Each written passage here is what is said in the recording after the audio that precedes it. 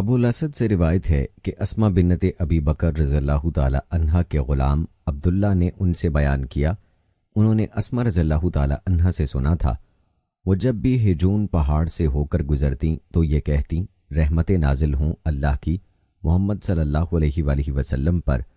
ہم نے آپ صلی اللہ علیہ وآلہ وسلم کے ساتھ یہیں قیام کیا تھا۔ ان دنوں ہمارے سامان بہت ہلکے پھلکے تھے، سواریاں اور زاد راہ کی بھی کمی تھی۔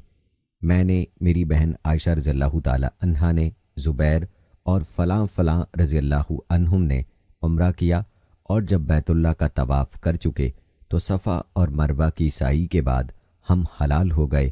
حج کا احرام ہم نے شام کو باندھا تھا۔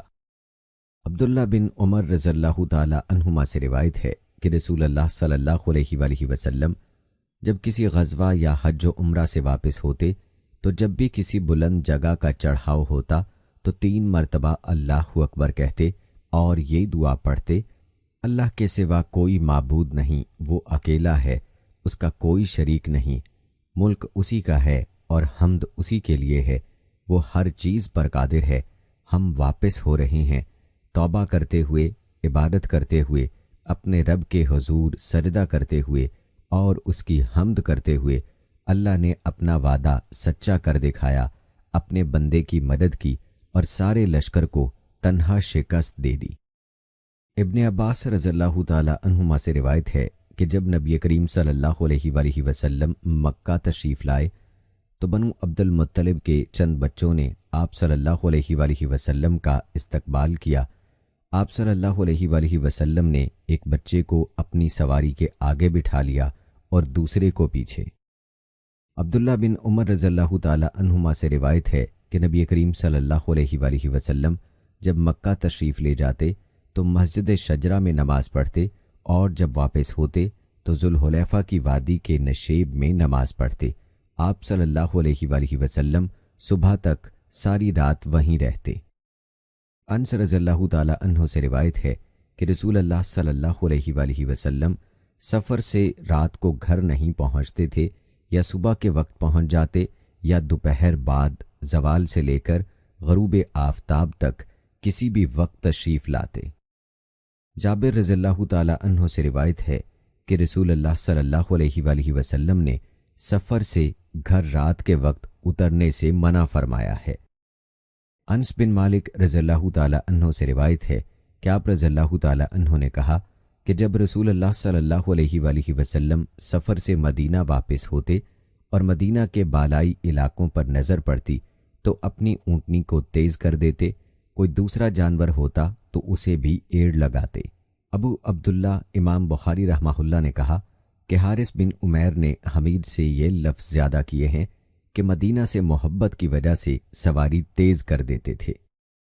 برا بن عازب رضی اللہ تعالی عنہ سے روایت ہے، انہوں نے کہا کہ یہ آیت ہمارے بارے میں نازل ہوئی۔ انصار جب حج کے لیے آتے تو احرام کے بعد گھروں میں دروازوں سے نہیں جاتے بلکہ دیواروں سے کود کر گھر کے اندر داخل ہوا کرتے تھے۔ پھر اسلام لانے کے بعد ایک انصاری شخص آیا اور دروازے سے گھر میں داخل ہو گیا، اس پر لوگوں نے لعنت ملامت کی تو یہ وحی نازل ہوئی کہ یہ کوئی نیکی نہیں ہے کہ گھروں میں پیچھے سے دیواروں پر چڑھ کر آؤ، بلکہ نیک وہ شخص ہے جو تقوی اختیار کرے اور گھروں میں ان کے دروازوں سے آیا کرو۔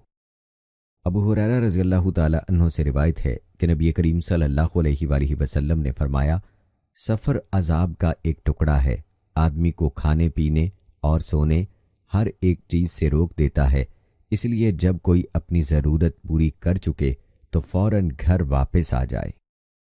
زید بن اسلم رضی اللہ تعالی عنہ سے روایت ہے، ان سے ان کے باپ نے بیان کیا کہ میں عبداللہ بن عمر رضی اللہ تعالی عنہما کے ساتھ مکہ کے راستے میں تھا کہ انہیں اپنی بیوی صفیہ بنت ابی عبید کی سخت بیماری کی خبر ملی اور وہ نہایت تیزی سے چلنے لگے۔ پھر جب سرخی غروب ہو گئی تو سواری سے نیچے اترے اور مغرب اور عشاء ایک ساتھ ملا کر پڑھیں۔ اس کے بعد فرمایا کہ میں نے رسول اللہ صلی اللہ علیہ وآلہ وسلم کو دیکھا کہ جب جلدی چلنا ہوتا تو مغرب میں دیر کر کے دونوں عشاء اور مغرب کو ایک ساتھ ملا کر پڑھتے تھے۔ نافع سے روایت ہے کہ عبداللہ بن عمر رضی اللہ تعالی عنہما فساد کے زمانے میں عمرہ کرنے کے لیے جب مکہ جانے لگے تو آپ نے فرمایا کہ اگر مجھے کعبہ شریف پہنچنے سے روک دیا گیا تو میں بھی وہی کام کروں گا جو رسول اللہ صلی اللہ علیہ وآلہ وسلم کے ساتھ ہم لوگوں نے کیا تھا۔ چنانچہ آپ نے بھی صرف عمرہ کا احرام باندھا، کیونکہ رسول اللہ صلی اللہ علیہ وآلہ وسلم نے بھی حدیبیہ کے سال صرف عمرہ کا احرام باندھا تھا۔ سالم بن عبداللہ سے روایت ہے کہ جن دنوں عبداللہ بن زبیر رضی اللہ تعالی عنہما پر حجاج کی لشکر کشی ہو رہی تھی تو عبداللہ بن عمر رضی اللہ تعالی عنہما سے لوگوں نے کہا، کیونکہ آپ مکہ جانا چاہتے تھے، کہ اگر آپ اس سال حج نہ کریں تو کوئی نقصان نہیں، کیونکہ ڈر اس کا ہے کہ کہیں آپ کو بیت اللہ پہنچنے سے روک نہ دیا جائے۔ آپ بولے کہ ہم رسول اللہ صلی اللہ علیہ وآلہ وسلم کے ساتھ گئے تھے اور کفار قریش ہمارے بیت اللہ تک پہنچنے میں حائل ہو گئے تھے۔ پھر نبی کریم صلی اللہ علیہ وآلہ وسلم نے اپنی قربانی نہر کی اور سر منڈا لیا۔ عبداللہ نے کہا کہ میں تمہیں گواہ بناتا ہوں کہ میں نے بھی انشاءاللہ عمرہ اپنے اوپر واجب قرار دے لیا ہے، میں ضرور جاؤں گا، اور اگر مجھے بیت اللہ تک پہنچنے کا راستہ مل گیا تو طواف کروں گا، لیکن اگر مجھے روک دیا گیا تو میں بھی وہی کام کروں گا جو نبی کریم صلی اللہ علیہ وآلہ وسلم نے کیا تھا۔ میں اس وقت بھی آپ صلی اللہ علیہ وآلہ وسلم کے ساتھ موجود تھا۔ چنانچہ آپ نے ذوالحلیفہ سے عمرہ کا احرام باندھا، پھر تھوڑی دور چل کر فرمایا کہ حج اور عمرہ تو ایک ہی ہیں۔ اب میں بھی تمہیں گواہ بناتا ہوں کہ میں نے عمرہ کے ساتھ حج بھی اپنے اوپر واجب قرار دے لیا ہے۔ آپ نے حج اور عمرہ دونوں سے ایک ساتھ فارغ ہو کر ہی 10ویں ذی الحجہ کو احرام کھولا اور قربانی کی۔ آپ فرماتے تھے کہ جب تک حاجی مکہ پہنچ کر ایک طواف زیارت نہ کر لے پورا احرام نہ کھولنا چاہیے۔ نافع سے روایت ہے کہ عبداللہ رضی اللہ تعالی عنہ کے کسی بیٹے نے ان سے کہا تھا، کاش آپ اس سال رک جاتے تو اچھا ہوتا، اسی اوپر والے واقعے کی طرف اشارہ ہے۔ اکرمہ سے روایت ہے کہ ابن عباس رضی اللہ تعالی عنہما نے ان سے فرمایا، رسول اللہ صلی اللہ علیہ وآلہ وسلم جب حدیبیہ کے سال مکہ جانے سے روک دیے گئے تو آپ نے حدیبیہ ہی میں اپنا سر منڈوایا اور ازواج مطہرات کے پاس گئے اور قربانی کو نہر کیا، پھر آئندہ سال ایک دوسرا عمرہ کیا۔ سالم سے روایت ہے کہ ابن عمر رضی اللہ تعالی عنہما فرمایا کرتے تھے، کیا تمہارے لیے رسول اللہ صلی اللہ علیہ وآلہ وسلم کی سنت کافی نہیں ہے کہ اگر کسی کو حج سے روک دیا جائے ہو سکے تو وہ بیت اللہ کا طواف کر لے اور صفا اور مروہ کی سعی، پھر وہ ہر چیز سے حلال ہو جائے، یہاں تک کہ وہ دوسرے سال حج کر لے، پھر قربانی کرے، اگر قربانی نہ ملے تو روزہ رکھے۔ مصور رضی اللہ تعالی عنہ سے روایت ہے کہ رسول اللہ صلی اللہ علیہ وآلہ وسلم نے صلح حدیبیہ کے موقع پر قربانی سر منڈوانے سے پہلے کی تھی، اور آپ صلی اللہ علیہ وآلہ وسلم نے اصحاب کو بھی اسی کا حکم دیا تھا۔ نافع سے روایت ہے کہ عبداللہ اور سالم نے عبداللہ بن عمر رضی اللہ تعالی عنہما سے گفتگو کی کہ وہ اس سال مکہ نہ جائیں، تو انہوں نے فرمایا کہ ہم رسول اللہ صلی اللہ علیہ وآلہ وسلم کے ساتھ عمرہ کا احرام باندھ کر گئے تھے اور کفار قریش نے ہمیں بیت اللہ سے روک دیا تھا، تو رسول اللہ صلی اللہ علیہ وآلہ وسلم نے اپنی قربانی کو نہر کیا اور سر منڈوایا۔ نافع سے روایت ہے کہ فتنہ کے زمانہ میں جب عبداللہ بن عمر رضی اللہ تعالی عنہما مکہ کے ارادے سے چلے تو فرمایا کہ اگر مجھے بیت اللہ تک پہنچنے سے روک دیا گیا تو میں بھی وہی کام کروں گا جو حدیبیہ کے سال میں نے رسول اللہ صلی اللہ علیہ وآلہ وسلم کے ساتھ کیا تھا۔ آپ نے عمرہ کا احرام باندھا کیونکہ رسول اللہ صلی اللہ علیہ وآلہ وسلم نے بھی حدیبیہ کے سال عمرہ ہی کا احرام باندھا تھا۔ پھر آپ نے کچھ غور کر کے فرمایا کہ عمرہ اور حج تو ایک ہی ہے۔ اس کے بعد اپنے ساتھیوں سے بھی یہی فرمایا کہ یہ دونوں تو ایک ہی ہیں، میں تمہیں گواہ بناتا ہوں کہ عمرہ کے ساتھ اب حج بھی اپنے لیے میں نے واجب قرار دے لیا ہے۔ پھر مکہ پہنچ کر آپ نے دونوں کے لیے ایک ہی طواف کیا۔ آپ کا خیال تھا کہ یہ کافی ہے اور آپ قربانی کا جانور بھی ساتھ لے گئے تھے۔ کعب بن عجرہ رضی اللہ تعالی عنہ سے روایت ہے کہ رسول اللہ صلی اللہ علیہ وآلہ وسلم نے ان سے فرمایا، غالباً جوؤں سے تم کو تکلیف ہے؟ انہوں نے کہا کہ جی ہاں یا رسول اللہ صلی اللہ علیہ وآلہ وسلم۔ آپ صلی اللہ علیہ وآلہ وسلم نے فرمایا کہ پھر اپنا سر منڈا لے اور 3 دن کے روزے رکھ لے، یا 6 مسکینوں کو کھانا کھلا دے یا ایک بکری ذبح کر۔ کعب بن عجرہ رضی اللہ تعالی عنہ سے روایت ہے کہ رسول اللہ صلی اللہ علیہ وآلہ وسلم حدیبیہ میں میرے پاس آ کر کھڑے ہوئے تو جوئیں میرے سر سے برابر گر رہی تھیں۔ آپ صلی اللہ علیہ وآلہ وسلم نے فرمایا، یہ جوئیں تو تمہارے لیے تکلیف دہ ہیں۔ میں نے کہا جی ہاں۔ آپ صلی اللہ علیہ وآلہ وسلم نے فرمایا، پھر سر منڈا لے، یا آپ صلی اللہ علیہ وآلہ وسلم نے صرف یہ لفظ فرمایا کہ منڈا لے۔ انہوں نے بیان کیا کہ یہ آیت میرے ہی بارے میں نازل ہوئی تھی کہ اگر تم میں کوئی مریض ہو یا اس کے سر میں کوئی تکلیف ہو، آخر آیت تک۔ پھر نبی کریم صلی اللہ علیہ وآلہ وسلم نے فرمایا، 3 دن کے روزے رکھ لے یا ایک فرق غلہ سے 6 مسکینوں کو کھانا دے یا جو میسر ہو اس کی قربانی کر دے۔ عبداللہ بن ماکل روایت کرتے ہیں کہ میں کعب بن عجرہ رضی اللہ تعالی عنہ کے پاس بیٹھا ہوا تھا۔ میں نے ان سے فدیہ کے بارے میں پوچھا تو انہوں نے کہا کہ قرآن شریف کی آیت اگرچہ خاص میرے بارے میں نازل ہوئی تھی لیکن اس کا حکم تم سب کے لیے ہے۔ ہوا یہ کہ مجھے رسول اللہ صلی اللہ علیہ وآلہ وسلم کی خدمت میں لایا گیا تو جوئیں سر سے میرے چہرے پر گر رہی تھیں۔ آپ صلی اللہ علیہ وآلہ وسلم نے یہ دیکھ کر فرمایا، میں نہیں سمجھتا تھا کہ تمہیں اتنی زیادہ تکلیف ہوگی، یا آپ نے یوں فرمایا کہ میں نہیں سمجھتا تھا کہ جوہد یعنی مشقت تمہیں اس حد تک ہوگی، کیا تجھ میں بکری بطور فدیہ دینے کی طاقت ہے؟ میں نے کہا کہ نہیں۔ آپ صلی اللہ علیہ وآلہ وسلم نے فرمایا کہ پھر 3 دن کے روزے رکھ یا 6 مسکینوں کو کھانا کھلا، ہر مسکین کو آدھا سا کھلانا۔ کعب بن عجرہ رضی اللہ تعالی عنہ سے روایت ہے کہ رسول اللہ صلی اللہ علیہ وآلہ وسلم نے انہیں دیکھا تو جوئیں ان کے چہرے پر گر رہی تھیں۔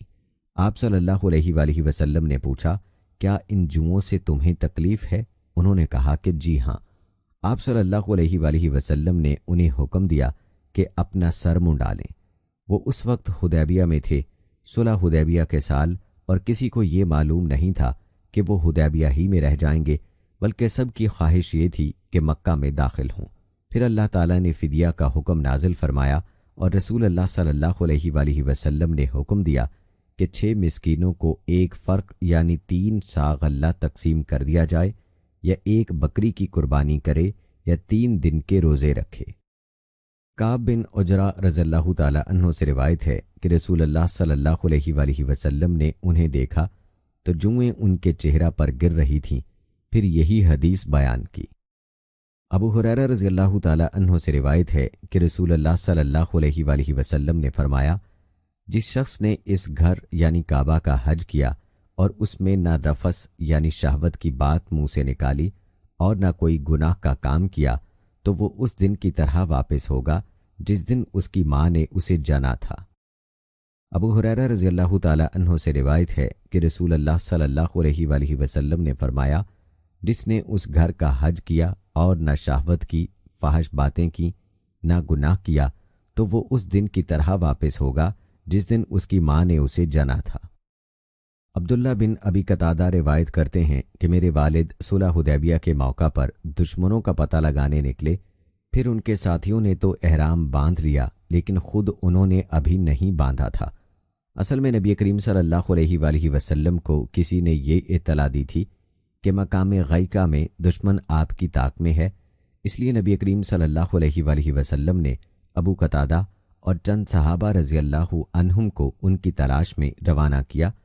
میرے والد ابو قتادہ رضی اللہ تعالی عنہ اپنے ساتھیوں کے ساتھ تھے کہ یہ لوگ ایک دوسرے کو دیکھ کر ہنسنے لگے۔ میرے والد نے بیان کیا کہ میں نے جو نظر اٹھائی تو دیکھا کہ ایک جنگلی گدھا سامنے ہے۔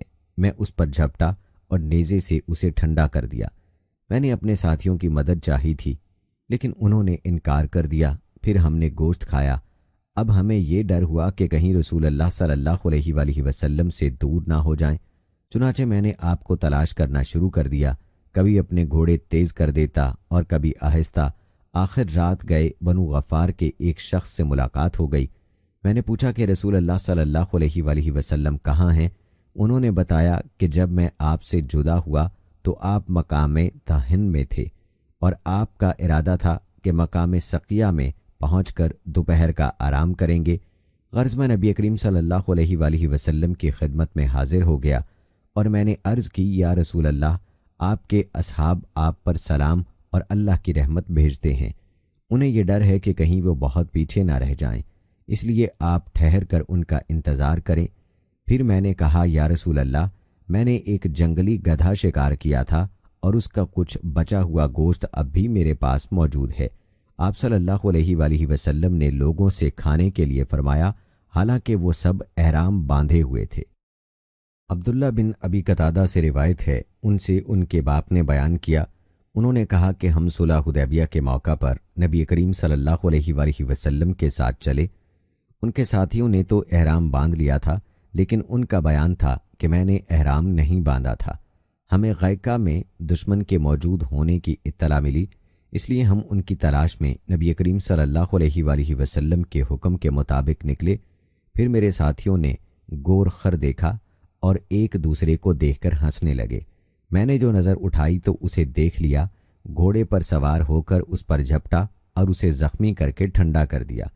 میں نے اپنے ساتھیوں سے کچھ امداد چاہی، لیکن انہوں نے انکار کر دیا۔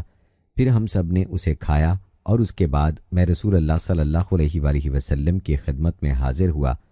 پہلے ہمیں ڈر ہوا کہ کہیں ہم نبی کریم صلی اللہ علیہ وآلہ وسلم سے دور نہ رہ جائیں، اس لیے کبھی میں اپنا گھوڑا تیز کر دیتا اور کبھی آہستہ۔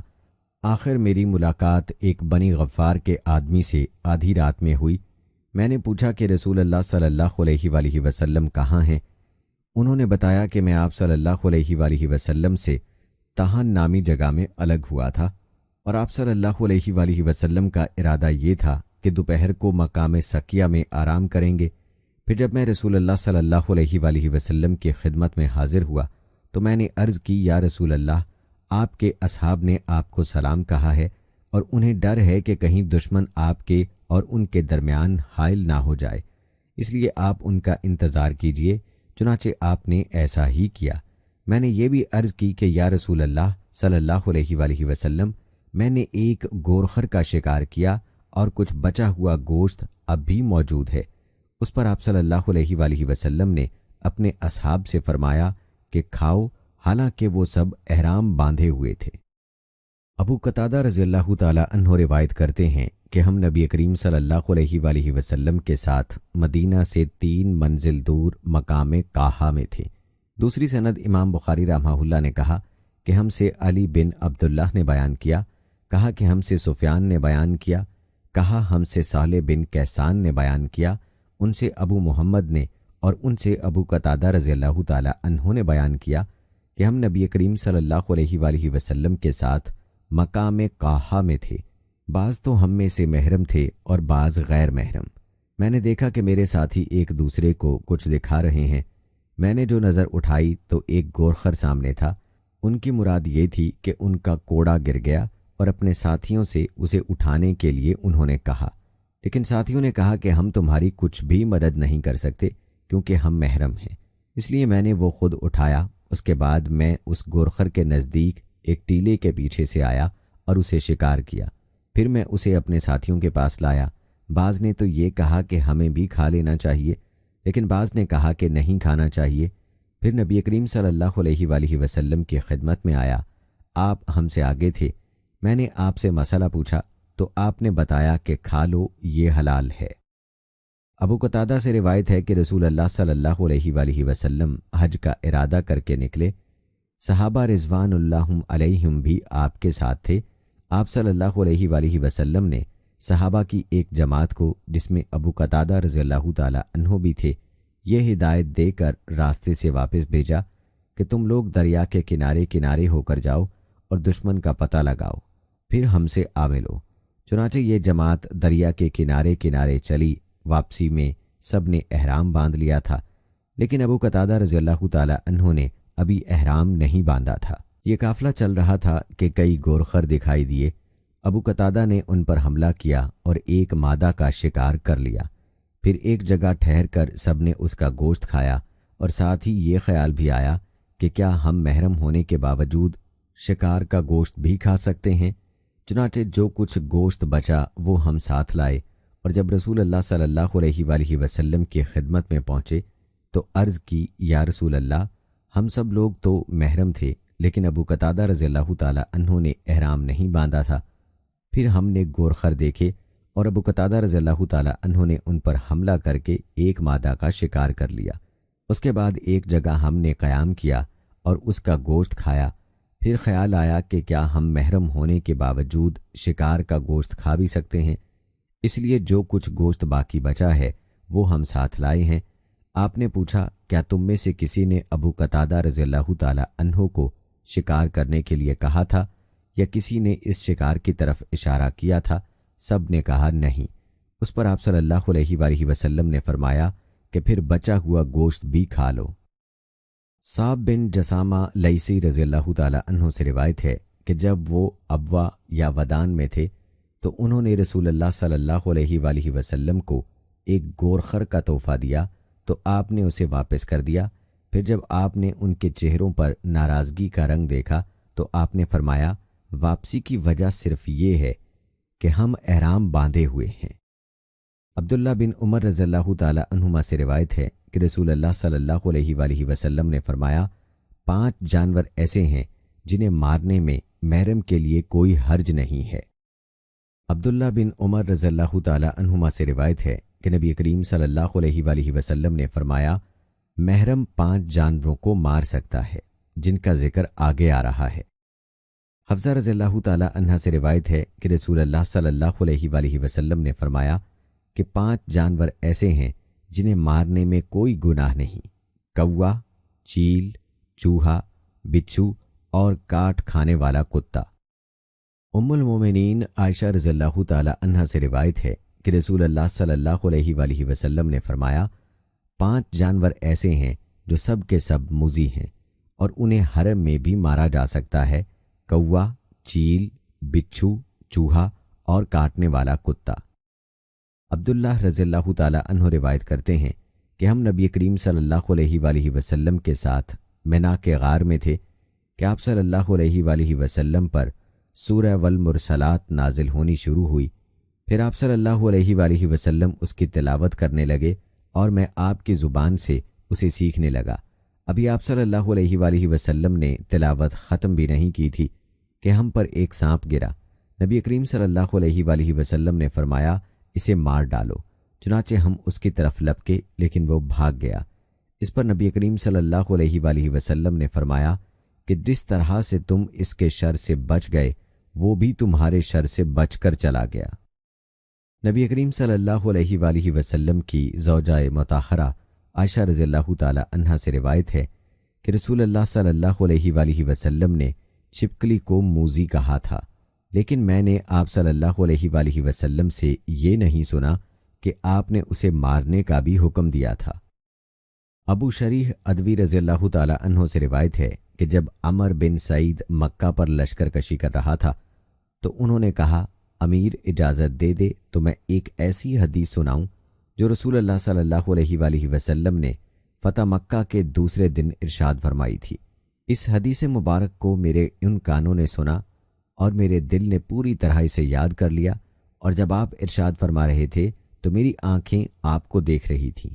آپ صلی اللہ علیہ وآلہ وسلم نے اللہ کی رحمت اور اس کی ثنا بیان کی، پھر فرمایا کہ مکہ کی حرمت اللہ نے قائم کی ہے، لوگوں نے نہیں، اس لیے کسی ایسے شخص کے لیے جو اللہ اور یوم آخرت پر ایمان رکھتا ہو یہ جائز اور حلال نہیں کہ یہاں خون بہائے اور کوئی یہاں کا ایک درخت بھی نہ کاٹے، لیکن اگر کوئی شخص رسول اللہ صلی اللہ علیہ وآلہ وسلم کے قتال یعنی فتح مکہ کے موقع پر سے اس کا جواز نکالے تو اس سے یہ کہہ دو کہ رسول اللہ صلی اللہ علیہ وآلہ وسلم کو اللہ نے اجازت دی تھی لیکن تمہیں اجازت نہیں ہے، اور مجھے بھی تھوڑی سی دیر کے لیے اجازت ملی تھی، پھر دوبارہ آج اس کی حرمت ایسے ہی قائم ہو گئی جیسے پہلے تھی، اور ہاں جو موجود ہیں وہ غائب کو اللہ کا یہ پیغام پہنچا دیں۔ ابن عباس رضی اللہ تعالی عنہما سے روایت ہے کہ نبی کریم صلی اللہ علیہ وآلہ وسلم نے فرمایا اللہ تعالیٰ نے مکہ کو حرمت والا بنایا ہے، مجھ سے پہلے بھی یہ کسی کے لیے حلال نہیں تھا، اس لیے میرے بعد بھی وہ کسی کے لیے حلال نہیں ہوگا۔ میرے لیے صرف ایک دن گھڑی بھر حلال ہوا تھا، اس لیے اس کی گھاس نہ اکھاڑی جائے اور اس کے درخت نہ کاٹے جائیں، اس کے شکار نہ بھڑکائے جائیں اور نہ وہاں کی گری ہوئی چیز اٹھائی جائے۔ ہاں، اعلان کرنے والا اٹھا سکتا ہے تاکہ اصل مالک تک پہنچا دے۔ عباس رضی اللہ تعالی عنہ نے کہا کہ یا رسول اللہ، اذخر کی اجازت دیجیے، کیونکہ یہ ہمارے سناروں اور ہماری قبروں کے لیے کام آتی ہے۔ آپ صلی اللہ علیہ وآلہ وسلم نے فرمایا کہ اذخر کی اجازت ہے۔ ابن عباس رضی اللہ تعالی عنہما سے روایت ہے کہ رسول اللہ صلی اللہ علیہ وآلہ وسلم نے فتح مکہ کے دن فرمایا، اب ہجرت فرض نہیں رہی، لیکن اچھی نیت اور جہاد اب بھی باقی ہے، اس لیے جب تمہیں جہاد کے لیے بلایا جائے تو تیار ہو جانا۔ اس شہر مکہ کو اللہ تعالیٰ نے اسی دن حرمت عطا کی تھی جس دن اس نے آسمان اور زمین پیدا کیے، اس لیے یہ اللہ کی مقرر کی ہوئی حرمت کی وجہ سے محترم ہے۔ یہاں کسی کے لیے بھی مجھ سے پہلے لڑائی جائز نہیں تھی، اور مجھے بھی صرف ایک دن گھڑی بھر کے لیے فتح مکہ کے دن اجازت ملی تھی۔ اب ہمیشہ یہ شہر اللہ کی قائم کی ہوئی حرمت کی وجہ سے قیامت تک کے لیے حرمت والا ہے، پس اس کا کانٹا کاٹا جائے، نہ اس کے شکار ہانکے جائیں، اور اس شخص کے سوا جو اعلان کرنے کا ارادہ رکھتا ہو کوئی یہاں کی گری ہوئی چیز نہ اٹھائے اور نہ یہاں کی گھاس اکھاڑی جائے۔ عباس رضی اللہ تعالی عنہ نے کہا، یا رسول اللہ صلی اللہ علیہ وآلہ وسلم، اذخر ایک گھاس کی اجازت تو دیجیے، کیونکہ یہاں یہ کاریگروں اور گھروں کے لیے ضروری ہے۔ تو آپ نے فرمایا کہ اذخر کی اجازت ہے۔ عبداللہ بن عباس رضی اللہ تعالی عنہما سے روایت ہے کہ رسول اللہ صلی اللہ علیہ وآلہ وسلم جب محرم تھے اس وقت آپ نے پچھنا لگوایا تھا۔ ابن بحینہ رضی اللہ تعالی عنہ سے روایت ہے کہ نبی کریم صلی اللہ علیہ وآلہ وسلم نے جبکہ آپ صلی اللہ علیہ وآلہ وسلم محرم تھے اپنے سر کے بیچ میں مقام لہی جمل میں پچھنا لگوایا تھا۔ ابن عباس رضی اللہ تعالی عنہما سے روایت ہے کہ رسول اللہ صلی اللہ علیہ وآلہ وسلم نے جب میمونہ رضی اللہ تعالی عنہا سے نکاح کیا تو آپ محرم تھے۔ عبداللہ بن عمر رضی اللہ تعالی عنہما سے روایت ہے کہ ایک شخص نے کھڑے ہو کر پوچھا، یا رسول اللہ، حالت احرام میں ہمیں کون سے کپڑے پہننے کی اجازت دیتے ہیں؟ تو نبی کریم صلی اللہ علیہ وآلہ وسلم نے فرمایا کہ نہ قمیض پہنو، نہ پاجامے، نہ امامے اور نہ برنس۔ اگر کسی کے جوتے نہ ہوں تو موزوں کو ٹخنوں کے نیچے سے کاٹ کر پہن لے۔ اسی طرح کوئی ایسا لباس نہ پہنو جس میں زعفران یا ورس لگا ہو۔ احرام کی حالت میں عورتیں منہ پر نقاب نہ ڈالیں اور دستانے بھی نہ پہنیں۔ لیس کے ساتھ اس روایت کی مطابق موسیٰ بن عقبہ اور اسماعیل بن ابراہیم بن عقبہ اور جویریہ اور ابن اسحاق نے نقاب اور دستانوں کے ذکر کے سلسلے میں کی ہے۔ عبید اللہ رحمہ اللہ نے ولا ورس کا لفظ بیان کیا۔ وہ کہتے تھے کہ احرام کی حالت میں عورت منہ پر نہ نقاب ڈالے اور نہ دستانے استعمال کرے۔ ابن عباس رضی اللہ تعالی عنہما سے روایت ہے کہ ایک محرم شخص کے اونٹ نے حجۃ الوداع کے موقع پر اس کی گردن گرا کر توڑ دی اور اسے جان سے مار دیا۔ اس شخص کو رسول اللہ صلی اللہ علیہ وآلہ وسلم کے سامنے لایا گیا تو آپ نے فرمایا کہ انہیں غسل اور کفن دے دو، لیکن ان کا سر نہ ڈھکو اور نہ خوشبو لگاؤ، کیونکہ قیامت میں یہ لبیک کہتے ہوئے اٹھے گا۔ ابراہیم بن عبداللہ بن حنین سے روایت ہے کہ ان کے والد نے بیان کیا کہ عبداللہ بن عباس اور مصور بن مخرمہ رضی اللہ تعالی عنہم کا مقام ابوا میں ایک مسئلے پر اختلاف ہوا۔ عبداللہ بن عباس رضی اللہ تعالی عنہما نے مجھے ابو ایوب رضی اللہ تعالی عنہ کے یہاں مسئلہ پوچھنے کے لیے بھیجا۔ میں جب ان کی خدمت میں پہنچا تو وہ کنویں کی 2 لکڑیوں کے بیچ غسل کر رہے تھے۔ ایک کپڑے سے انہوں نے پردہ کر رکھا تھا۔ میں نے پہنچ کر سلام کیا تو انہوں نے دریافت فرمایا کہ کون ہو؟ میں نے عرض کی کہ میں عبداللہ بن حنین ہوں۔ آپ رضی اللہ تعالی عنہ کی خدمت میں مجھے عبداللہ بن عباس رضی اللہ تعالی عنہما نے بھیجا ہے یہ دریافت کرنے کے لیے کہ احرام کی حالت میں رسول اللہ صلی اللہ علیہ وآلہ وسلم سر مبارک کس طرح دھوتے تھے۔ یہ سن کر انہوں نے کپڑے پر جس سے پردہ تھا ہاتھ رکھ کر اسے نیچے کیا۔ اب آپ کا سر دکھائی دے رہا تھا۔ جو شخص ان کے بدن پر پانی ڈال رہا تھا اس سے انہوں نے پانی ڈالنے کے لیے کہا۔ اس نے ان کے سر پر پانی ڈالا، پھر انہوں نے اپنے سر کو دونوں ہاتھ سے ہلایا اور دونوں ہاتھ آگے لے گئے اور پھر پیچھے لائے۔ فرمایا کہ میں نے رسول اللہ صلی اللہ علیہ وآلہ وسلم کو احرام کی حالت میں اسی طرح کرتے دیکھا تھا۔ عبداللہ بن عباس رضی اللہ تعالی عنہما روایت کرتے ہیں کہ میں نے رسول اللہ صلی اللہ علیہ وآلہ وسلم کو عرفات میں خطبہ دیتے سنا تھا کہ جس کے پاس احرام میں جوتے نہ ہوں وہ موزے پہن لے، اور جس کے پاس تہبند نہ ہو وہ پاجامہ پہن لے۔ عبداللہ بن عمر رضی اللہ تعالی عنہما سے روایت ہے کہ رسول اللہ صلی اللہ علیہ وآلہ وسلم سے پوچھا گیا کہ محرم کون سے کپڑے پہن سکتا ہے؟ آپ صلی اللہ علیہ وآلہ وسلم نے فرمایا کہ قمیض، امامہ، پاجامہ اور برنس یعنی کن ٹوپ یا باران کوٹ نہ پہنے، اور نہ کوئی ایسا کپڑا پہنے جس میں زعفران یا ورس لگی ہو، اور اگر جوتیاں نہ ہوں تو موزے پہن لے، البتہ اس طرح کاٹ لے کہ ٹخنوں سے نیچے ہو جائیں۔ ابن عباس رضی اللہ تعالی عنہما سے روایت ہے کہ نبی کریم صلی اللہ علیہ وآلہ وسلم نے ہم کو میدان عرفات میں واز سنایا۔ اس میں آپ نے فرمایا کہ اگر کسی کو احرام کے لیے تہبند نہ ملے تو وہ پاجامہ پہن لے، اور اگر کسی کو جوتے نہ ملے تو وہ موزے پہن لے۔ برا رضی اللہ تعالی عنہ سے روایت ہے کہ نبی کریم صلی اللہ علیہ وآلہ وسلم نے ذیقعدہ میں عمرہ کیا تو مکہ والوں نے آپ کو مکہ میں داخل ہونے سے روک دیا۔ پھر ان سے اس شرط پر صلح ہوئی کہ ہتھیار نیام میں ڈال کر مکہ میں داخل ہوں گے۔ عبداللہ بن عباس رضی اللہ تعالی عنہما سے روایت ہے کہ نبی کریم صلی اللہ علیہ وآلہ وسلم نے مدینہ والوں کے لیے ذوالحلیفہ کو میقات بنایا، نجد والوں کے لیے کرن المنازل کو، اور یمن والوں کے لیے یلملم کو۔ یہ میقات ان ملکوں کے باشندوں کے لیے ہے اور دوسرے ان تمام لوگوں کے لیے بھی جو ان ملکوں سے ہو کر مکہ آئیں اور حج اور عمرہ کا بھی ارادہ رکھتے ہوں، لیکن جو لوگ ان حدود کے اندر ہوں تو ان کی میقات وہی جگہ ہے جہاں سے وہ اپنا سفر شروع کریں، یہاں تک کہ مکہ والوں کی میقات مکہ ہی ہے۔ انس بن مالک رضی اللہ تعالی عنہ سے روایت ہے کہ فتح مکہ کے دن رسول اللہ صلی اللہ علیہ وآلہ وسلم جب مکہ میں داخل ہوئے تو آپ کے سر پر خود تھا۔ جس وقت آپ نے اتارا تو ایک شخص نے خبر دی کہ ابن قتل کعبہ کے پردوں سے لٹک رہا ہے۔ آپ نے فرمایا کہ اسے قتل کر دو۔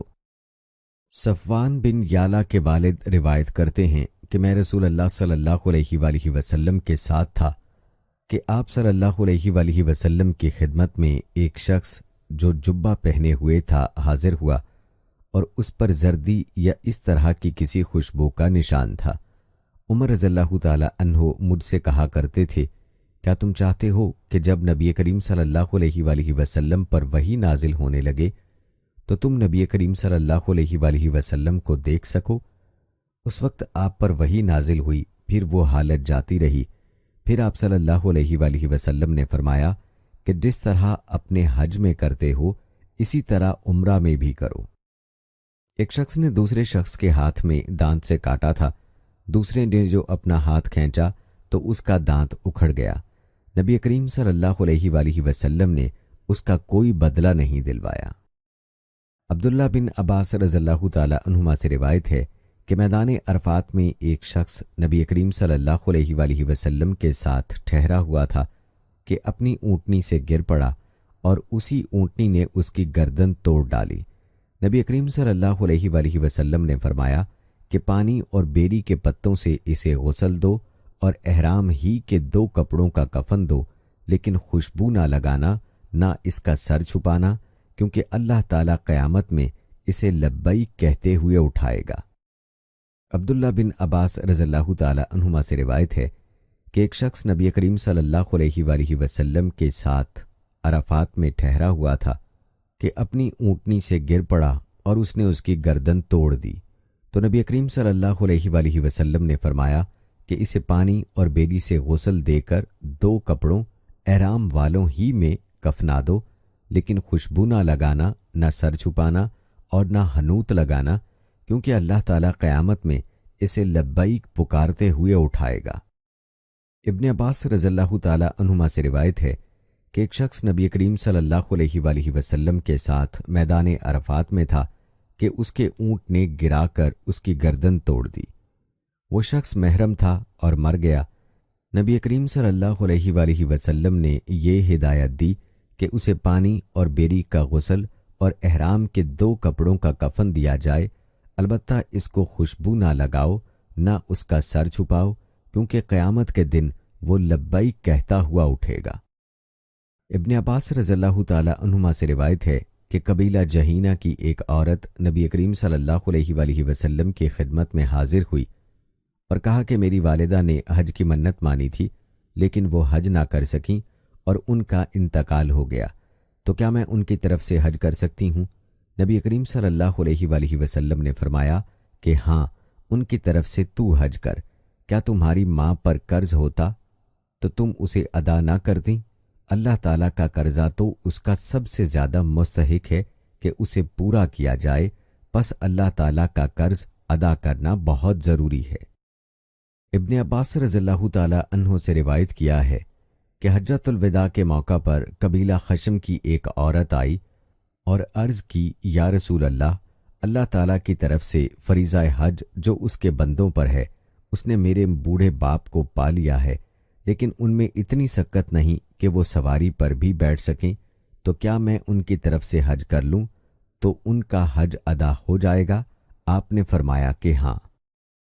عبداللہ بن عباس رضی اللہ تعالی عنہما سے روایت ہے کہ فضل بن عباس رضی اللہ تعالی عنہما رسول اللہ صلی اللہ علیہ وآلہ وسلم کی سواری پر پیچھے بیٹھے ہوئے تھے۔ اتنے میں قبیلہ خشم کی ایک عورت آئی۔ فضل رضی اللہ تعالی عنہ اس کو دیکھنے لگے اور وہ فضل رضی اللہ تعالی عنہ کو دیکھنے لگی، اس لیے نبی کریم صلی اللہ علیہ وآلہ وسلم فضل کا چہرہ دوسری طرف پھیرنے لگے۔ اس عورت نے کہا کہ اللہ کا فریضہ یعنی حج نے میرے بوڑھے والد کو اس حالت میں پا لیا ہے کہ وہ سواری پر بھی بیٹھ نہیں سکتے، تو کیا میں ان کی طرف سے حج کر سکتی ہوں؟ آپ نے فرمایا کہ ہاں، یہ حجۃ الوداع کا واقعہ ہے۔ ابن عباس رضی اللہ تعالی عنہما سے روایت ہے کہ آپ صلی اللہ علیہ وآلہ وسلم نے فرمایا کہ نبی کریم صلی اللہ علیہ وآلہ وسلم نے مجھے مزدلفہ کی رات مینا میں سامان کے ساتھ آگے بھیج دیا تھا۔ ابن عباس رضی اللہ تعالی عنہما روایت کرتے ہیں کہ میں اپنی ایک گدھی پر سوار ہو کر مینا میں آیا۔ اس وقت میں جوانی کے قریب تھا۔ رسول اللہ صلی اللہ علیہ وآلہ وسلم مینا میں کھڑے نماز پڑھا رہے تھے۔ میں پہلی صف کے ایک حصہ کے آگے سے ہو کر گزرا، پھر سواری سے نیچے اتر آیا اور اسے چرنے کے لیے چھوڑ دیا۔ پھر رسول اللہ صلی اللہ علیہ وآلہ وسلم کے پیچھے لوگوں کے ساتھ صف میں شریک ہو گیا۔ یونس نے ابن شہاب کے واسطہ سے بیان کیا کہ یہ حجۃ الوداع کے موقع پر مینا کا واقعہ ہے۔ صائب بن یزید رضی اللہ تعالی عنہ روایت کرتے ہیں کہ مجھے رسول اللہ صلی اللہ علیہ وآلہ وسلم کے ساتھ حج کرایا گیا تھا۔ میں اس وقت 7 سال کا تھا۔ جعید بن عبد الرحمن روایت کرتے ہیں کہ میں نے عمر بن عبد العزیز رحمہ اللہ سے سنا، وہ صائب بن یزید رضی اللہ تعالی عنہ سے کہہ رہے تھے، صائب رضی اللہ تعالی عنہ کو نبی کریم صلی اللہ علیہ وآلہ وسلم کے سامان کے ساتھ یعنی بال بچوں میں حج کرایا گیا تھا۔ ابراہیم بن عبد الرحمن بن عوف رضی اللہ تعالی عنہ سے روایت ہے کہ عمر رضی اللہ تعالی عنہ نے اپنے آخری حج کے موقع پر نبی کریم صلی اللہ علیہ وآلہ وسلم کی بیویوں کو حج کی اجازت دی تھی اور ان کے ساتھ عثمان بن عفان اور عبد الرحمن بن عوف رضی اللہ تعالی عنہما کو بھیجا تھا۔ ام المومنین عائشہ رضی اللہ تعالی عنہا روایت کرتی ہیں کہ میں نے پوچھا، یا رسول اللہ صلی اللہ علیہ وآلہ وسلم، ہم بھی کیوں نہ آپ صلی اللہ علیہ وآلہ وسلم کے ساتھ جہاد اور غزووں میں جایا کریں؟ آپ صلی اللہ علیہ وآلہ وسلم نے فرمایا، تم لوگوں کے لیے سب سے عمدہ اور سب سے مناسب جہاد حج ہے، وہ حج جو مقبول ہو۔ عائشہ رضی اللہ تعالی عنہا کہتی تھیں کہ جب سے میں نے رسول اللہ صلی اللہ علیہ وآلہ وسلم کا یہ ارشاد سن لیا ہے، حج کو میں کبھی چھوڑنے والی نہیں ہوں۔ ابن عباس رضی اللہ تعالی عنہما سے روایت ہے کہ نبی کریم صلی اللہ علیہ وآلہ وسلم نے فرمایا کہ کوئی عورت اپنے محرم رشتہ دار کے بغیر سفر نہ کرے اور کوئی شخص کسی عورت کے پاس اس وقت تک نہ جائے جب تک وہاں ذی محرم موجود نہ ہو۔ ایک شخص نے پوچھا کہ یا رسول اللہ، میں فلاں لشکر میں جہاد کے لیے نکلنا چاہتا ہوں، لیکن میری بیوی کا ارادہ حج کا ہے۔ تو آپ صلی اللہ علیہ وآلہ وسلم نے فرمایا کہ تو اپنی بیوی کے ساتھ حج کو جا۔ ابن عباس رضی اللہ تعالی عنہما سے روایت ہے کہ جب رسول اللہ صلی اللہ علیہ وآلہ وسلم حجۃ الوداع سے واپس ہوئے تو آپ صلی اللہ علیہ وآلہ وسلم نے ام سنان انصاریہ رضی اللہ تعالی عنہا سے دریافت فرمایا کہ تو حج کرنے نہیں گئی؟ انہوں نے عرض کی کہ فلاں کے باپ یعنی میرے خاوند کے پاس 2 اونٹ پانی پلانے کے تھے، ایک پر تو خود حج کو چلے گئے اور دوسرا ہماری زمین سیراب کرتا ہے۔ آپ صلی اللہ علیہ وآلہ وسلم نے اس پر فرمایا کہ رمضان میں عمرہ کرنا میرے ساتھ حج کرنے کے برابر ہے۔ غلام قضا روایت کرتے ہیں کہ میں نے ابو سعید خدری رضی اللہ تعالی عنہ سے سنا، جنہوں نے نبی کریم صلی اللہ علیہ وآلہ وسلم کے ساتھ 12 جہاد کیے تھے۔ وہ کہتے تھے کہ میں نے 4 باتیں نبی کریم صلی اللہ علیہ وآلہ وسلم سے سنی تھیں، یا یہ کہ وہ یہ 4 باتیں نبی کریم صلی اللہ علیہ وآلہ وسلم سے نقل کرتے اور کہتے تھے کہ یہ باتیں مجھے انتہائی پسند ہیں، یہ کہ کوئی عورت 2 دن کا سفر اس وقت تک نہ کرے جب تک اس کے ساتھ اس کا شوہر یا کوئی ذو رحم محرم نہ ہو، نہ عید الفطر اور نہ عید الاضحیٰ کے روزے رکھے جائیں، نہ عصر کی نماز کے بعد غروب ہونے کے پہلے اور نہ صبح کی نماز کے بعد سورج نکلنے سے پہلے کوئی نماز پڑھی جائے، اور نہ 3 مساجد کے سوا کسی کے لیے کجاوے باندھے جائیں، مسجد الحرام، میری مسجد اور مسجد اقصیٰ۔ انس رضی اللہ تعالی عنہ سے روایت ہے کہ نبی کریم صلی اللہ علیہ وآلہ وسلم نے ایک بوڑھے شخص کو دیکھا جو اپنے 2 بیٹوں کا سہارا لیے چل رہا ہے۔ آپ صلی اللہ علیہ وآلہ وسلم نے پوچھا، ان صاحب کا کیا حال ہے؟ لوگوں نے بتایا کہ انہوں نے کعبہ کو پیدل چلنے کی منت مانی ہے۔ آپ صلی اللہ علیہ وآلہ وسلم نے فرمایا کہ اللہ تعالیٰ اس سے بے نیاز ہے کہ یہ اپنے کو تکلیف میں ڈالیں۔ پھر آپ صلی اللہ علیہ وآلہ وسلم نے انہیں سوار ہونے کا حکم دیا۔ ابو الخیر سے روایت ہے کہ عقبہ بن عامر رضی اللہ تعالی عنہ نے بیان کیا، میری بہن نے منت مانی تھی کہ وہ بیت اللہ تک پیدل جائیں گی۔ پھر انہوں نے مجھ سے کہا کہ تم اس کے متعلق رسول اللہ صلی اللہ علیہ وآلہ وسلم سے بھی پوچھ لو۔ چنانچہ میں نے آپ صلی اللہ علیہ وآلہ وسلم سے پوچھا تو آپ صلی اللہ علیہ وآلہ وسلم نے فرمایا کہ وہ پیدل چلیں اور سوار بھی ہو جائیں۔ یزید نے کہا کہ ابو الخیر ہمیشہ عقبہ رضی اللہ تعالی عنہ کے ساتھ رہتے تھے۔ انس رضی اللہ تعالی عنہ سے روایت ہے کہ نبی کریم صلی اللہ علیہ وآلہ وسلم نے فرمایا، مدینہ حرم ہے، فلاں جگہ سے فلاں جگہ تک یعنی جبل عیر سے سور تک اس حد میں کوئی درخت نہ کاٹا جائے، نہ کوئی بدعت کی جائے، اور جس نے بھی یہاں کوئی بدعت نکالی اس پر اللہ تعالیٰ اور تمام ملائکہ اور انسانوں کی لعنت ہے۔ انس رضی اللہ تعالی عنہ سے روایت ہے کہ نبی کریم صلی اللہ علیہ وآلہ وسلم جب مدینہ ہجرت کر کے تشریف لائے تو نبی کریم صلی اللہ علیہ وآلہ وسلم نے مسجد کی تعمیر کا حکم دیا۔ آپ صلی اللہ علیہ وآلہ وسلم نے فرمایا، اے بنو نجار، تم اپنی اس زمین کی مجھ سے قیمت لے لو، لیکن انہوں نے عرض کی کہ ہم اس کی قیمت صرف اللہ تعالیٰ سے مانگتے ہیں۔ پھر نبی کریم صلی اللہ علیہ وآلہ وسلم نے مشرکین کی قبروں کے متعلق فرمایا اور وہ اکھاڑ دی گئیں، ویرانہ کے متعلق حکم دیا اور وہ برابر کر دیا گیا، کھجور کے درختوں کے متعلق حکم دیا اور وہ کاٹ دیے گئے اور وہ درخت قبلہ کی طرف بچھا دیے گئے۔ ابو ہریرہ رضی اللہ تعالی عنہ سے روایت ہے کہ نبی کریم صلی اللہ علیہ وآلہ وسلم نے فرمایا، مدینہ کے دونوں پتھریلے کناروں میں جو زمین ہے وہ میری زبان پر حرم ٹھہرائی گئی۔ ابو ہریرہ رضی اللہ تعالی عنہ نے بیان کیا کہ نبی کریم صلی اللہ علیہ وآلہ وسلم بنو حارثہ کے پاس آئے اور فرمایا، بنو حارثہ، میرا خیال ہے کہ تم لوگ حرم سے باہر ہو گئے ہو۔ پھر آپ صلی اللہ علیہ وآلہ وسلم نے مڑ کر دیکھا اور فرمایا کہ نہیں، بلکہ تم لوگ حرم کے اندر ہی ہو۔ علی رضی اللہ تعالی عنہ روایت کرتے ہیں کہ میرے پاس کتاب اللہ اور نبی کریم صلی اللہ علیہ وآلہ وسلم کے اس صحیفہ کے سوا جو نبی کریم صلی اللہ علیہ وآلہ وسلم کے حوالے سے ہے اور کوئی چیز شرعی احکام سے متعلق لکھی ہوئی صورت میں نہیں ہے۔ اس صحیفہ میں یہ بھی لکھا ہوا ہے کہ نبی کریم صلی اللہ علیہ وآلہ وسلم نے فرمایا، مدینہ آئر پہاڑی سے لے کر فلاں مقام تک حرم ہے۔ جس نے اس حد میں کوئی بدعت نکالی یا کسی بدعتی کو پناہ دی تو اس پر اللہ اور تمام ملائکہ اور انسانوں کی لعنت ہے۔ نہ اس کی کوئی فرض عبادت مقبول ہے نہ نفل، اور آپ صلی اللہ علیہ وآلہ وسلم نے فرمایا کہ تمام مسلمانوں میں سے کسی کا بھی عہد کافی ہے۔ اس لیے اگر کسی مسلمان کی دی ہوئی امان میں دوسرے مسلمان نے بدعہدی کی تو اس پر اللہ تعالیٰ اور تمام ملائکہ اور انسانوں کی لعنت ہے۔ نہ اس کی کوئی فرض عبادت مقبول ہے نہ نفل، اور جو کوئی اپنے مالک کو چھوڑ کر اس کی اجازت کے بغیر کسی دوسرے کو مالک بنائے اس پر اللہ اور تمام ملائکہ اور انسانوں کی لعنت ہے۔ نہ اس کی کوئی فرض عبادت مقبول ہے نہ نفل۔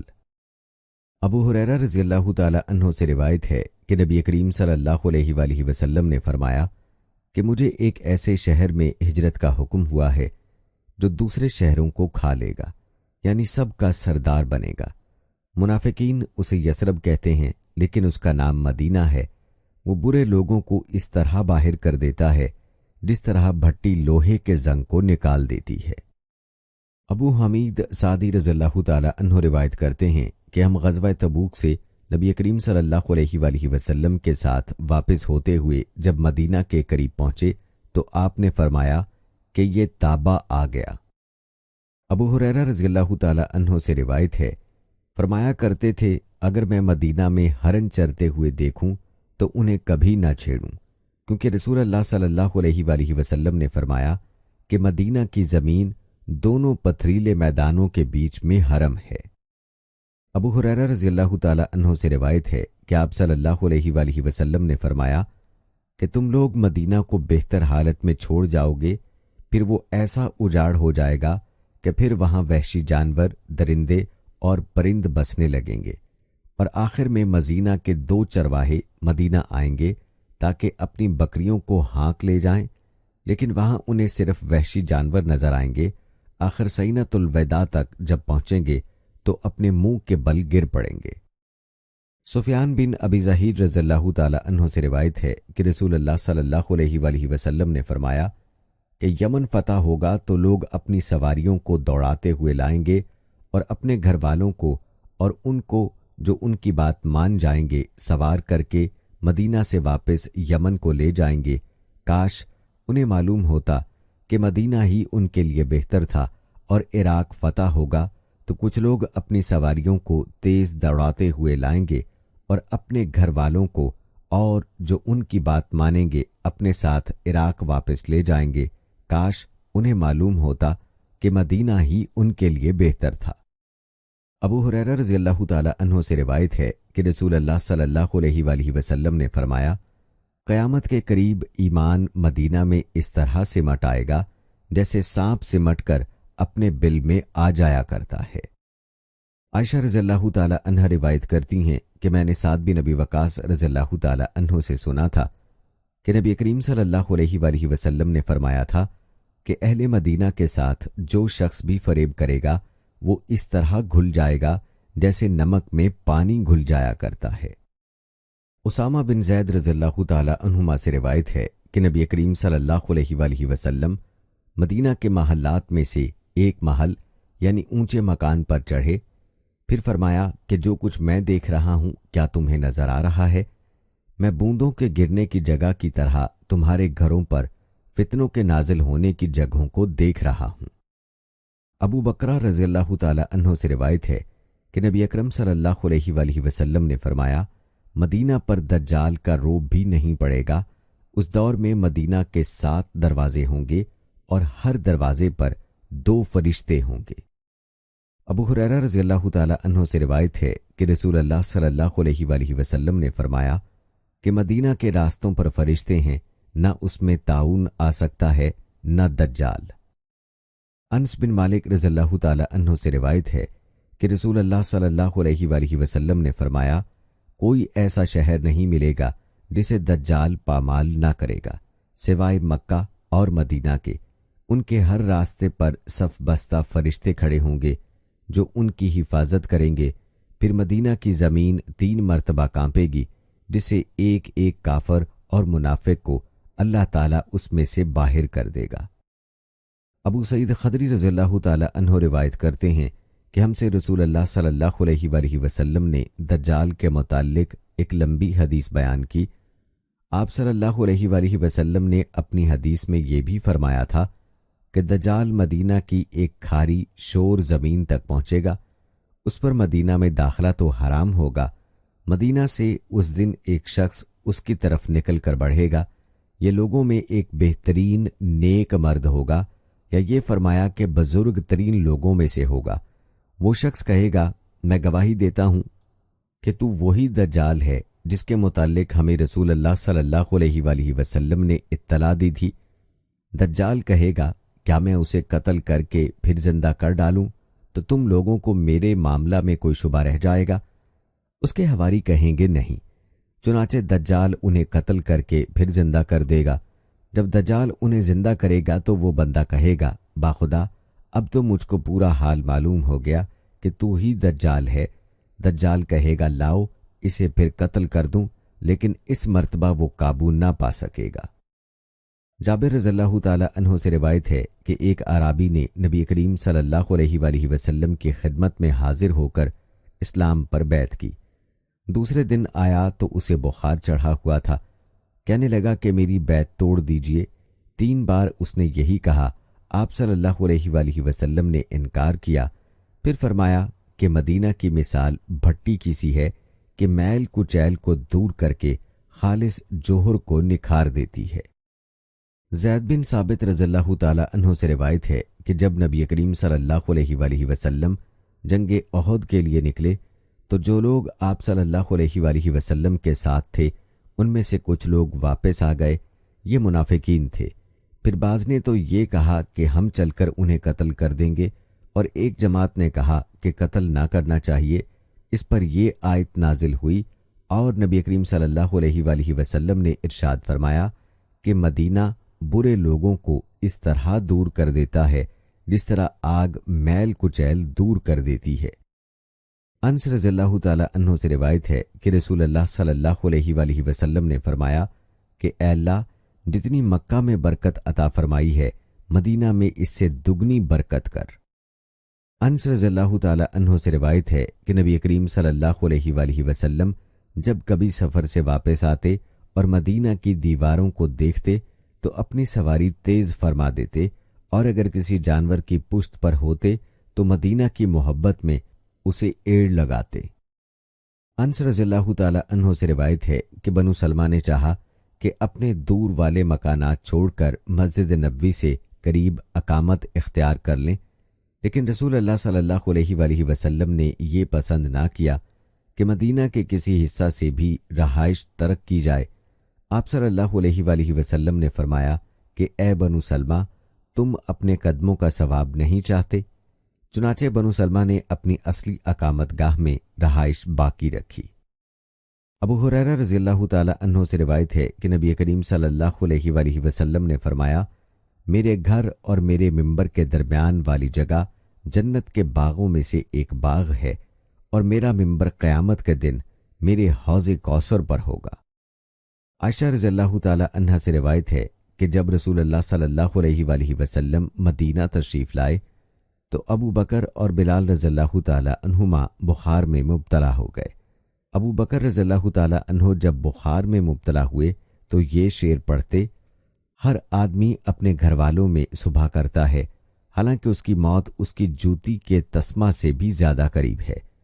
اور بلال رضی اللہ تعالی عنہ کا جب بخار اترتا تو آپ بلند آواز سے یہ اشعار پڑھتے، کاش میں ایک رات مکہ کی وادی میں گزار سکتا اور میرے چاروں طرف اذخر اور جلیل گھاس ہوتی، کاش ایک دن میں مجنہ کے پانی پر پہنچتا، اور کاش میں شامہ اور طفیل پہاڑوں کو دیکھ سکتا۔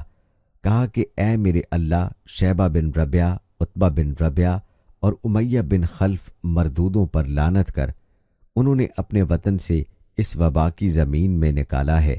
رسول اللہ صلی اللہ علیہ وآلہ وسلم نے یہ سن کر فرمایا، اے اللہ، ہمارے دلوں میں مدینہ کی محبت اسی طرح پیدا کر دے جس طرح مکہ کی محبت ہے، بلکہ اس سے بھی زیادہ۔ اے اللہ، ہمارے سا اور ہمارے مد میں برکت عطا فرما اور مدینہ کی آب و ہوا ہمارے لیے صحت خیز کر دے، یہاں کے بخار کو جحیفہ میں بھیج دے۔ عائشہ رضی اللہ تعالی عنہا نے بیان کیا کہ جب ہم مدینہ آئے تو یہ اللہ کی سب سے زیادہ وبا والی سرزمین تھی۔ انہوں نے کہا، مدینہ میں بطحان نامی ایک نالا سے ذرا ذرا بدمزہ اور بدبودار پانی بہا کرتا تھا۔ عمر رضی اللہ تعالی عنہ سے روایت ہے، وہ فرمایا کرتے تھے، اے اللہ، مجھے اپنے راستے میں شہادت عطا کر اور میری موت اپنے رسول صلی اللہ علیہ وآلہ وسلم کے شہر میں مقدر کر دے۔ طلحہ بن عبید اللہ رضی اللہ تعالی عنہ سے روایت ہے کہ ایک اعرابی پریشان حال بال بکھرے ہوئے رسول اللہ صلی اللہ علیہ وآلہ وسلم کی خدمت میں حاضر ہوا۔ اس نے پوچھا، یا رسول اللہ، بتائیے مجھ پر اللہ تعالیٰ نے کتنی نمازیں فرض کی ہیں؟ آپ صلی اللہ علیہ وآلہ وسلم نے فرمایا کہ 5 نمازیں۔ یہ اور بات ہے کہ تم اپنی طرف سے نفل پڑھ لو۔ پھر اس نے کہا، بتائیے اللہ تعالیٰ نے مجھ پر روزے کتنے فرض کیے ہیں؟ نبی کریم صلی اللہ علیہ وآلہ وسلم نے فرمایا کہ رمضان کے مہینے کے۔ یہ اور بات ہے کہ تم خود اپنے طور پر کچھ نفلی روزے اور بھی رکھ لو۔ پھر اس نے پوچھا، اور بتائیے زکوٰۃ کس طرح مجھ پر اللہ تعالیٰ نے فرض کی ہے؟ آپ صلی اللہ علیہ وآلہ وسلم نے اسے شرع اسلام کی باتیں بتا دیں۔ جب اس اعرابی نے کہا، اس ذات کی قسم جس نے آپ صلی اللہ علیہ وآلہ وسلم کو عزت دی، نہ میں اس میں سے جو اللہ تعالیٰ نے مجھ پر فرض کر دیا ہے کچھ بڑھاؤں گا اور نہ گھٹاؤں گا۔ اس پر رسول اللہ صلی اللہ علیہ وآلہ وسلم نے فرمایا، اگر اس نے سچ کہا ہے تو یہ مراد کو پہنچا، یا آپ صلی اللہ علیہ وآلہ وسلم نے یہ فرمایا، اگر سچ کہا ہے تو جنت میں جائے گا۔ ابن عمر رضی اللہ تعالی عنہما سے روایت ہے کہ رسول اللہ صلی اللہ علیہ وآلہ وسلم نے یوم عاشورہ کا روزہ رکھا تھا، اور آپ صلی اللہ علیہ وآلہ وسلم نے اس کے رکھنے کا صحابہ رضی اللہ عنہم کو ابتدائے اسلام میں حکم دیا تھا۔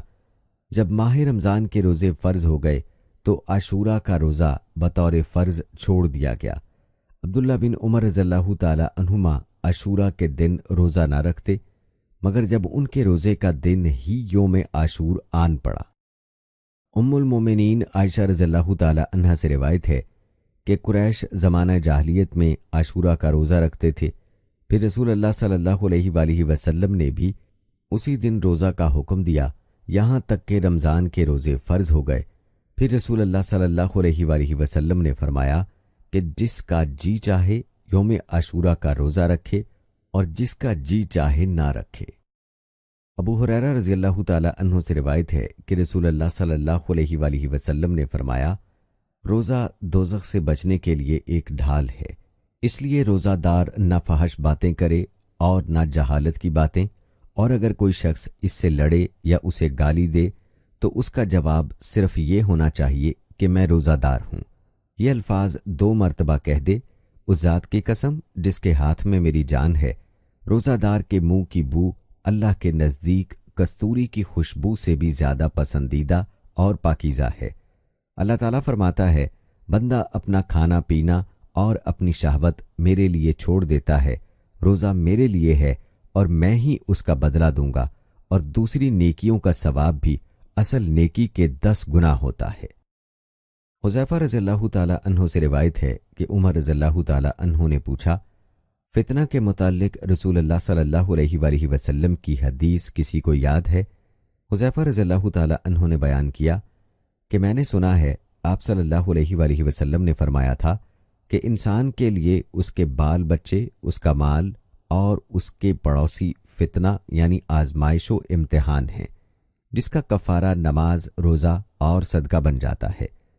عمر رضی اللہ تعالی عنہ نے کہا کہ میں اس کے متعلق نہیں پوچھتا، میری مراد تو اس فتنہ سے ہے جو سمندر کی موجوں کی طرح امڈ آئے گا۔